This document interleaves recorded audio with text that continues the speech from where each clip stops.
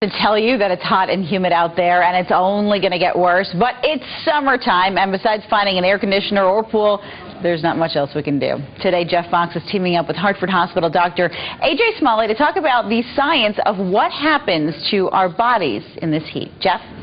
Yeah, Rachel, I think everybody knows you're supposed to wear white, you're supposed to drink fluids, you're supposed to keep yourself as cool as possible. But I have Dr. Smally here, so we might as well ask exactly what's going on. Why does this all matter? What's happening in my body? What we don't want to happen in your body is we don't want you to develop what's called heat stroke. Heat stroke is a condition that can kill you. In heat stroke, your body cannot get rid of the heat.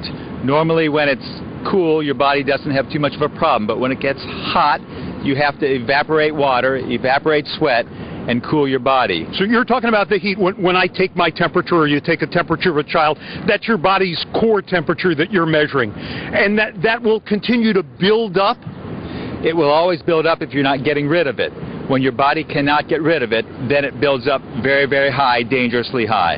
So what's going on when that starts to happen? How does your body obviously tries to cope with that in some way? Well, all of your cells have trouble working right. Your brain cells don't work right and you get confused. Your liver doesn't work right and your liver starts failing, which doesn't get rid of the toxins. Your muscles can break down, that can clog up your kidneys. Your lungs can fill up with fluid, even though your body doesn't have enough fluid anyway. So you just can't get rid of the heat and you boil from the inside. Now, every parent has seen their child at some time or another, overheated, we'll say.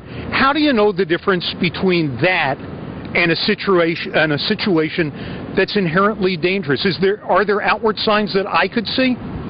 Well, when a person develops an illness, that's kind of a different thing. But in heat stroke, what happens is the person becomes confused, or a child becomes confused.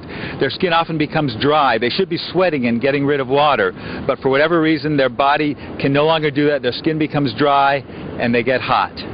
And we have like a couple of seconds. The first thing you should do in a situation like that? If you're really in heat stroke, you need to get to a hospital. You need to be cooled down aggressively. All right. We'll have more coming up tonight at 10 o'clock. Rachel, we'll get back into the studio and back to you. All right, Geoff, thanks.